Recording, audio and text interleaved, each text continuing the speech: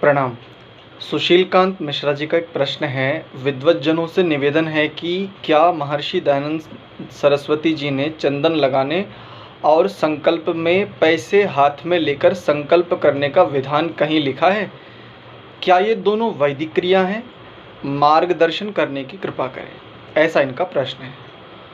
उस पर एक महानुभाव हैं, उस पर कुछ बहुत ज़्यादा विद्वत्ता दिखा रहे हैं, उस पर कुछ इनका प्रत्युत्तर भी एक बार आपके साथ साझा कर लेता हूँ, फिर इस पर बात करूँगा थोड़ी सी।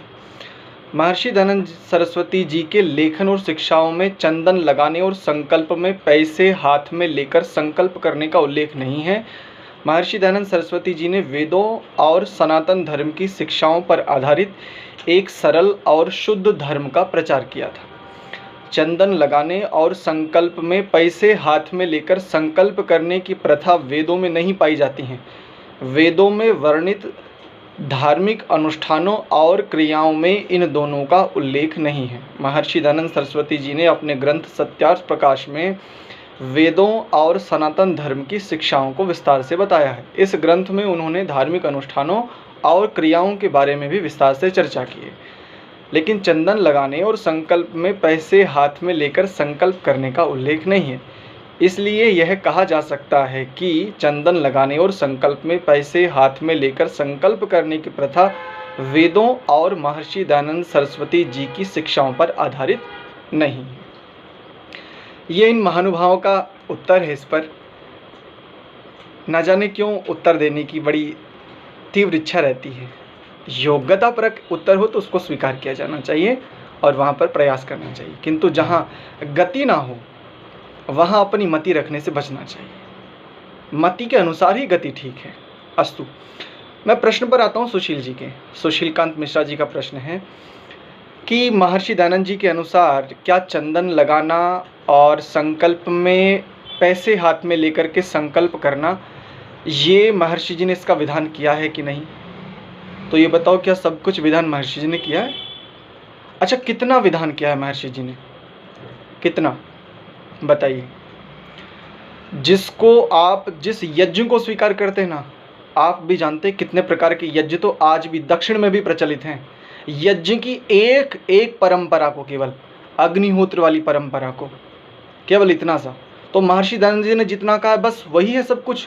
क्या सब कुछ वैसा ही जीते हैं हम लोग? क्यों जी? रहा प्रश्न ये वैदिक है अथवा अवैदिक। चंदन लगाने का अगर विधान नहीं किया तो निषेध कहाँ किया है? और निषेध यदि किया है, जहाँ निषेध किया वहाँ किन अर्थों में किया है? वहाँ किन अर्थों में किया है? मात्र चंदन लगाना ही यदि धार्मिकता मान लिया जावे, इस बात को उन्होंने कहा ये पाखंड है। लेकिन चंदन लगाने से धर्म भ्रष्ट हो जाता है अथवा एक पाप की श्रेणी में आता है, ऐसा तो कहीं नहीं कहा। जो केवल चंदन या टीका आदि लगाने को ही केवल धार्मिकता मानते हैं, केवल चंदन लगाने मात्र से ही समझ लेते हैं कि हम बहुत बड़े ऊंचे ब्राह्मण हैं या जो भी बहुत ऊंची आध्यात्मिक स्थिति वाले, इस बात को अवश्य महर्षि जी ने इसको उचित नहीं माना। किंतु चंदन लगाने से धर्म भ्रष्ट होने की तो बात नहीं कही है। हम भी चंदन लगाते हैं। और रहा प्रश्न ये वैदिक और अवैदिक का, और चलो बाद की चीज़ है। महर्षि जी ने विवाह संस्कार उठा करके देखो, आंखें खोल करके, वहाँ पर क्या तिलक लगाने का विधान नहीं है? और राज्याभिषेक उठा करके देखो थोड़ा सा, जहाँ राज्याभिषेक के विषय में सत्यार्थ प्रकाश की बात कर रहा हूँ, जहाँ वो संकेत करते हैं, क्या वहाँ पर उन्होंने राज तिलक आदि की व्यवस्था नहीं दी है? इसके अतिरिक्त आर्ष ग्रंथों में क्या महाराज श्री राम का राज तिलक नहीं हुआ था? क्या महाराज युधिष्ठिर का राज तिलक नहीं हुआ था? ऋषियों महर्षियों के द्वारा हुआ था, भगवान कृष्ण की उपस्थिति में हुआ था। चंदन लगाना, तिलक लगाना, ये पाखंड ही है, ये ठीक नहीं है।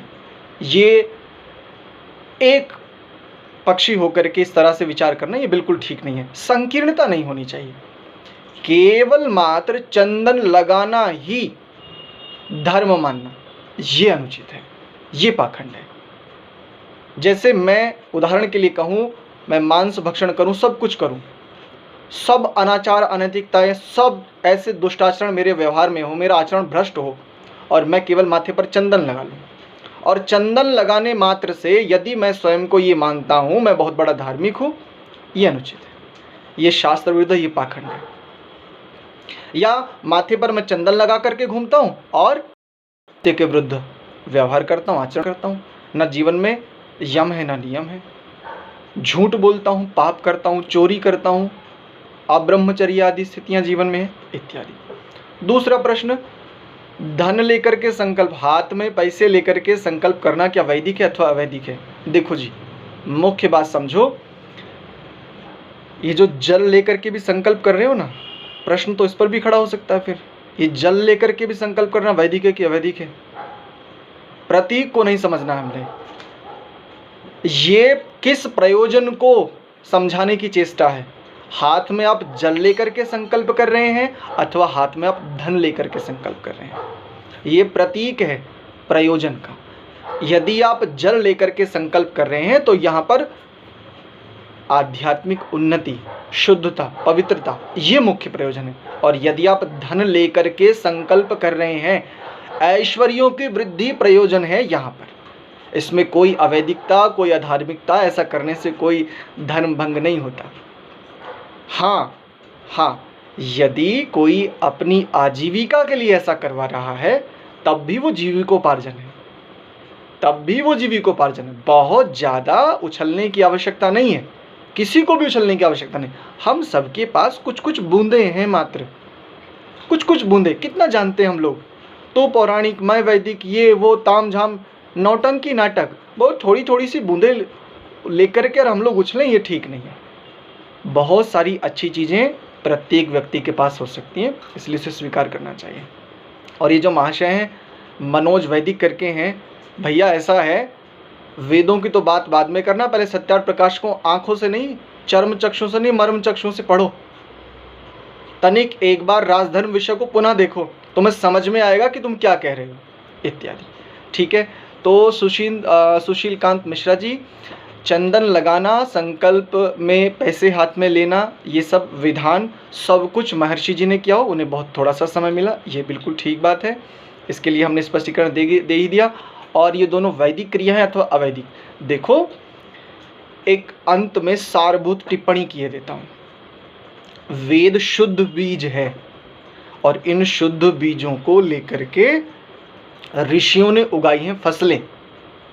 संसार की समस्त सत्य विद्याओं का जो शुद्ध बीज, मूल बीज है, वो है वेद।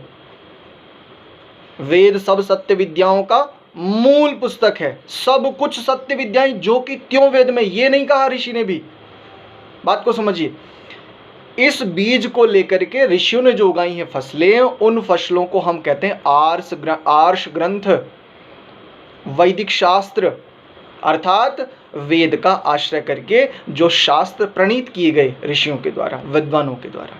ठीक ऐसे ही चंदन लगाना, संकल्प आदि, ये दोनों जो स्थितियां हैं, ये व्यवहारिक पक्ष है। और व्यवहारिक पक्ष में यहाँ वेद रूपी बीज का आश्रय करके, महर्षियों के फसलों का आश्रय करके, इनका आलंबन लेकर के फिर इसका प्रयोग करना पड़ेगा।